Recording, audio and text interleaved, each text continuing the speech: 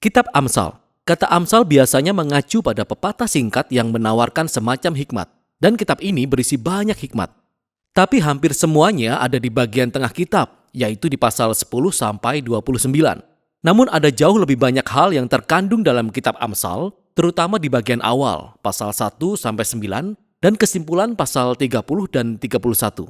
Kitab ini dirancang dengan sebuah pendahuluan, pasal 1 ayat 1 sampai 9, dan bagian ini menghubungkan kitab ini dengan Raja Salomo.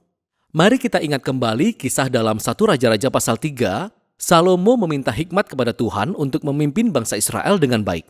Dan Salomo pun dikenal sebagai orang paling bijaksana di masa peradaban kuno, dan kita dapati di 1 Raja-Raja pasal 4, bahwa dia menulis ribuan amsal dan puisi, serta mengumpulkan pengetahuan tentang tumbuhan dan binatang. Jadi Salomo menjadi sumber dari tulisan-tulisan hikmat bangsa Israel. Meskipun tidak semua materi dalam kitab ini ditulis sendiri oleh Salomo. Dia adalah asal-muasal dimulainya tradisi hikmat bangsa Israel.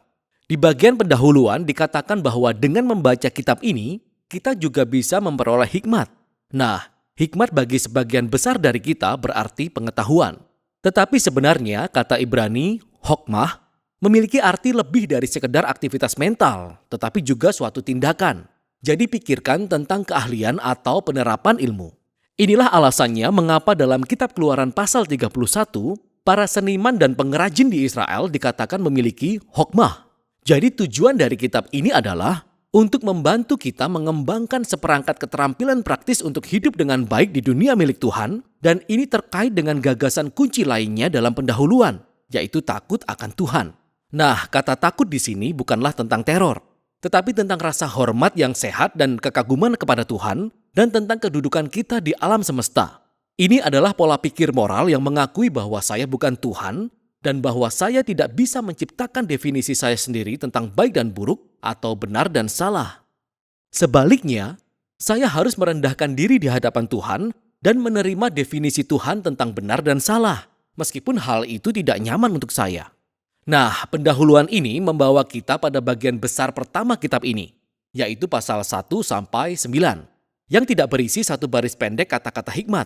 Sebaliknya, kita justru menemukan 10 nasihat dari seorang ayah kepada anaknya, tentang bagaimana seorang anak harus mendengarkan hikmat dan menumbuhkan rasa takut akan Tuhan dan taat kepadanya, yang artinya hidup dengan penuh kebajikan dan integritas dan kemurahan hati yang kesemuanya mengarah pada kesuksesan dan kedamaian. Sang ayah juga memperingatkan anaknya tentang kebodohan dan keputusan jahat dan konyol yang akan menumbuhkan egoisme dan kesombongan yang kesemuanya mengarah pada kehancuran dan rasa malu. Jadi seorang anak harus membuat pencarian kebijaksanaan dan rasa takut akan Tuhan sebagai tujuan tertinggi dalam hidupnya. Dan cara berpikir ini membentuk logika moral keseluruhan kitab ini. Nah, nasihat dari sang ayah ini memberi petunjuk kepada kita tentang apa literatur hikmat dalam Alkitab itu dan apa perbedaannya dengan bagian Alkitab lainnya. Kitab-kitab ini mengulas tentang bagaimana hidup dengan baik di dunia milik Allah, tetapi hikmat tidak sama dengan hukum, seperti yang diberikan Musa kepada bangsa Israel di Gunung Sinai. Dan hikmat juga tidak sama dengan nubuatan atau ucapan ilahi kepada umat Allah. Sebaliknya, literatur hikmat merupakan akumulasi wawasan umat Allah dari generasi ke generasi tentang bagaimana hidup dengan penuh rasa hormat kepada Tuhan dan sesama. Demikianlah melalui kitab Amsal ini, sekarang kata-kata hikmat manusia dimasukkan sebagai firman dan hikmat Allah kepada umatnya, yang menghubungkan ke hal lain yang akan kita temukan di pasal 1 sampai 9. Ada 4 puisi dari wanita hikmat. Di sini, hikmat telah dipersonifikasikan secara puitis sebagai seorang wanita yang meminta umat manusia untuk memperhatikan dan mencarinya.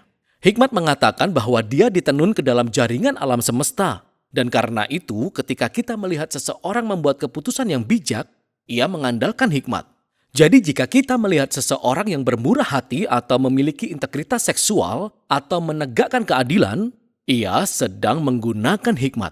Puisi wanita hikmat ini adalah cara yang puitis dan kreatif untuk mengeksplorasi gagasan bahwa kita hidup di alam semesta yang bermoral milik Allah, dan bahwa kebaikan dan keadilan adalah kenyataan objektif yang jika diabaikan bisa membahayakan diri kita sendiri. Jadi takut akan Tuhan dan hidup bijaksana berarti hidup seirama dengan alam semesta. Nah, 2 rangkaian nasihat dari sang ayah dan wanita hikmat ini menciptakan klaim yang kuat tentang kitab ini sehingga kita tidak sekedar membaca nasihat yang baik, tetapi kita sedang membaca undangan Allah untuk belajar hikmat dari generasi-generasi sebelumnya. Sehingga di bagian selanjutnya dari kitab ini, di pasal 10-29, kita menemukan ratusan Amsal kuno dan semuanya menerapkan hikmat dengan takut akan Tuhan dalam setiap aspek kehidupan yang bisa kita bayangkan. Keluarga, pekerjaan, lingkungan, persahabatan, seks, pernikahan, uang, amarah, pengampunan, alkohol, hutang, semuanya. Dan semua ini disaring melalui sistem nilai di Amsal 1-9. Nah, semua Amsal ini sangat singkat, mudah diingat, dan sebenarnya bagian kitab ini dimaksudkan untuk menjadi sebuah referensi yang bisa kita baca berkali-kali sepanjang tahun. Dan hal ini menimbulkan masalah penting tentang bagaimana cara yang benar untuk membaca Amsal-Amsal ini. Pertama-tama, sejatinya semua Amsal adalah tentang probabilitas. Jadi kita takut akan Tuhan dan kita membuat pilihan-pilihan yang bijak dan baik, kehidupan kita kemungkinan besar akan berjalan dengan baik. Dan jika kita tidak takut akan Tuhan, kita bodoh. Kehidupan kita mungkin tidak akan berjalan dengan baik.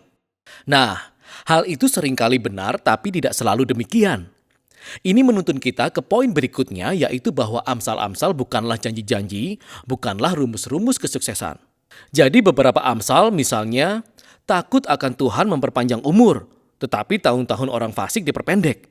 Atau didiklah orang muda menurut jalan yang patut baginya, maka pada masa tuanya pun ia tidak akan menyimpang daripada jalan itu. Jadi iya, takut akan Tuhan dan menjadi orang yang bermoral sepertinya akan memperpanjang hidup kita. Dan membesarkan anak-anak di rumah yang penuh kasih sayang akan membentuk mereka menjadi orang yang baik. Tapi tidak ada jaminan untuk itu. Banyak hal bisa dan seringkali berjalan keliru dalam dunia kita. Dan terakhir, Amsal berfokus pada peraturan umum dan bukan pada hal-hal pengecualian yang sangat banyak jumlahnya. Dan kitab-kitab hikmat sebenarnya tidak mengabaikan hal itu. Pengecualiannya terdapat pada kitab-kitab hikmat lainnya, yaitu Ayub dan Pengkhotbah. Dan secara serempak, kitab-kitab ini mengakui bahwa hidup itu terlalu rumit untuk dirumuskan secara sederhana. Karena itulah kita membutuhkan semua kitab hikmat untuk mendapatkan gambaran yang lebih besar.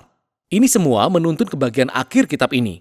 2 koleksi besar puisi-puisi. Puisi-puisi pertama berasal dari seorang pria bernama Agur yang memulai dengan mengakui ketidaktahuan dan kebodohannya sendiri dan kebutuhannya yang besar akan hikmat Allah. Dan kemudian Agur menemukan bahwa hikmat ilahi telah diberikan kepadanya melalui kitab suci yang mengajarkan kepadanya tentang bagaimana hidup dengan baik. Maka Agur disuguhkan kepada kita sebagai teladan bagi pembaca kitab Amsal. Seseorang yang selalu terbuka untuk mendengarkan hikmat Allah melalui kitab suci. Puisi-puisi terakhir berhubungan dengan seorang pria bernama Lemuel. Dia adalah seorang raja non-Israel. Dan dia mewariskan hikmat yang diberikan kepadanya oleh ibunya. Itu adalah panduan untuk menjadi pemimpin yang bijak dan adil. Dan kemudian puisi terakhir adalah puisi akrostik atau alfabet, di mana setiap baris dimulai dengan huruf baru dari abjad Ibrani, dan keseluruhan puisi adalah tentang wanita yang berkarakter mulia. Puisi ini menggambarkan seorang wanita yang hidup sesuai dengan hikmat Amsal dan menjadi teladan seseorang yang memakai hikmat Allah dan kemudian menerapkannya menjadi keputusan praktis dalam kehidupan sehari-hari, di tempat kerja atau di rumah, di keluarga dan di komunitasnya. Jadi kitab ini diawali dengan nasihat dari seorang ayah kepada anaknya tentang mendengarkan wanita hikmat. Dan sekarang, kitab ini ditutup dengan menyuguhkan kata-kata dari seorang ibu kepada anaknya tentang seorang wanita yang hidup dengan bijak. Kitab Amsal diperuntukkan bagi semua orang di setiap musim kehidupan. Ini adalah panduan untuk hidup dengan bijak dan baik di dunia baik milik Allah. Dan itulah isi kitab Amsal.